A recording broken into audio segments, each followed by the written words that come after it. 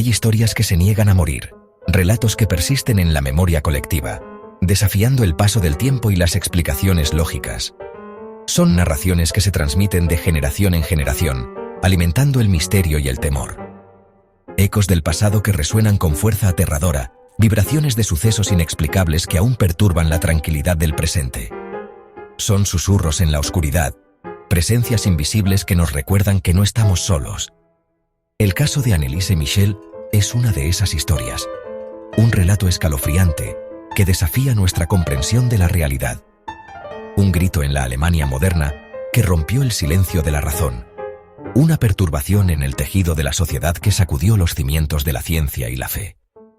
En 1976, en Klingenberg am Main, un tranquilo pueblo alemán, un lugar donde la vida transcurría con serenidad y rutina.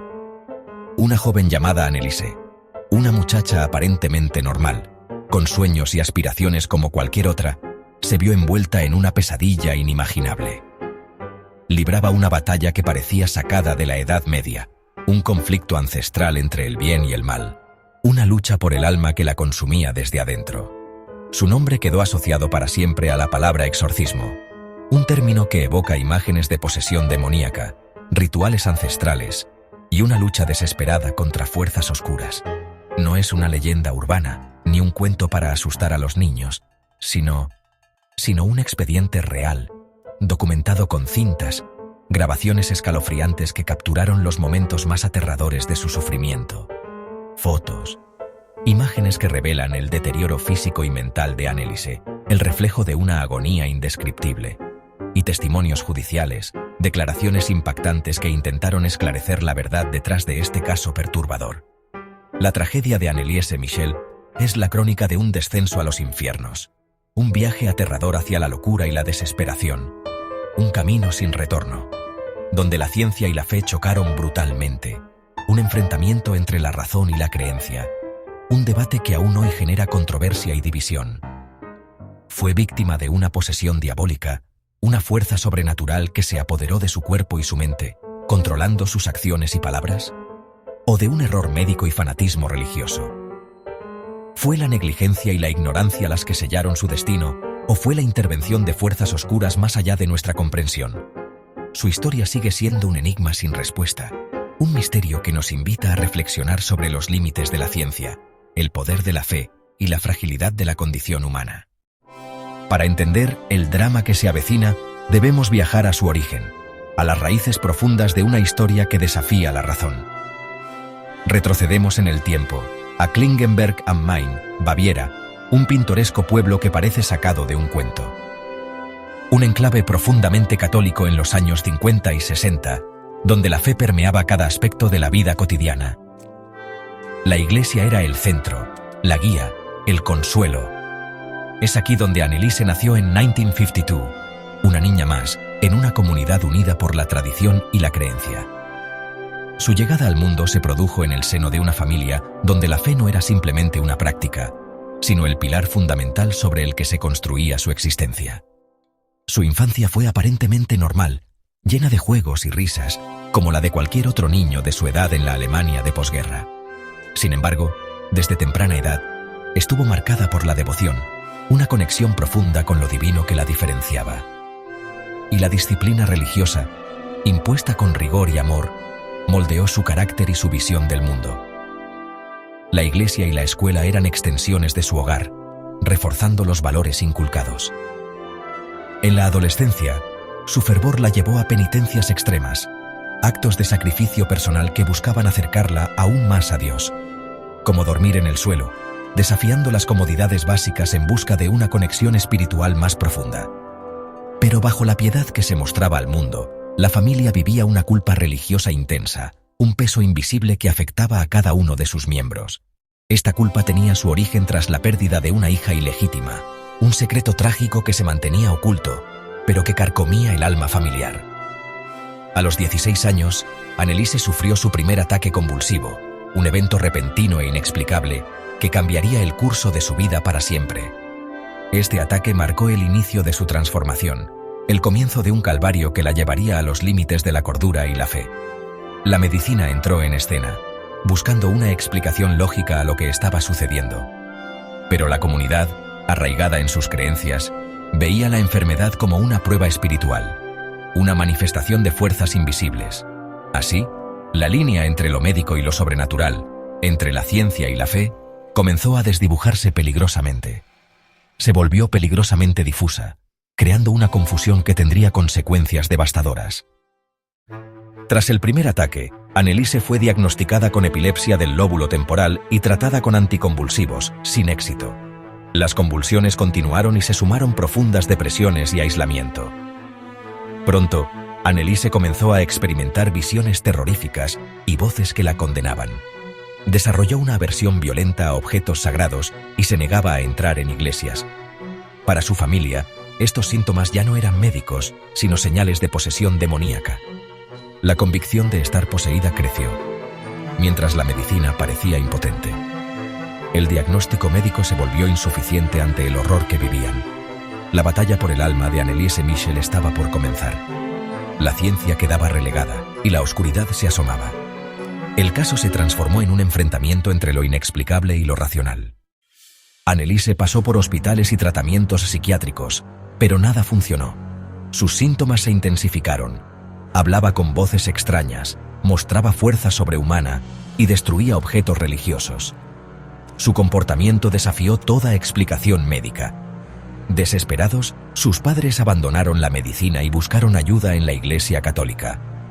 La Iglesia, cautelosa, rechazó inicialmente el exorcismo, sugiriendo seguir con el tratamiento médico. Sin embargo, la insistencia de la familia y el deterioro de Anneliese llamaron la atención de dos sacerdotes locales. Así comenzó la intervención eclesiástica en el caso. El padre Ernst Alt, convencido de la posesión, abogó por Anneliese ante la Iglesia.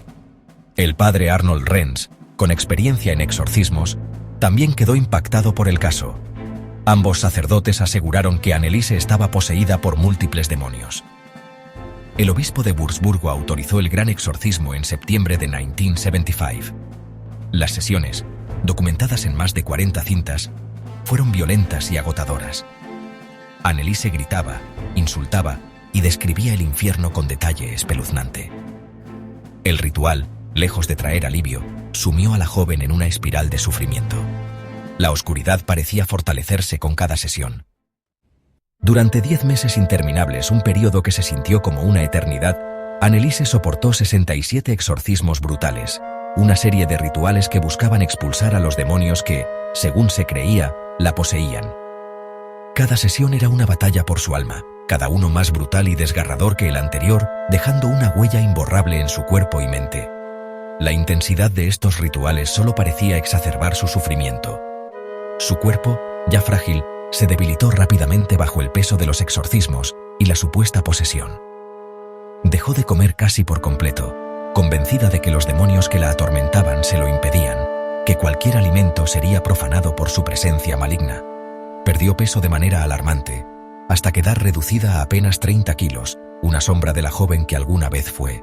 Su estado físico se deterioraba a un ritmo aterrador. Además, sufría lesiones graves, producto de las autolesiones que se infligía en momentos de desesperación y confusión, y la inmovilidad forzada a la que se veía sometida durante los rituales, que la mantenían postrada en cama, incapaz de moverse libremente. Su estado psicológico era devastador, un torbellino de emociones y percepciones distorsionadas que la consumían por dentro. Estaba atrapada en un limbo entre la lucidez, donde vislumbraba la realidad de su situación, y el terror absoluto, provocado por las alucinaciones y la creencia en la posesión demoníaca.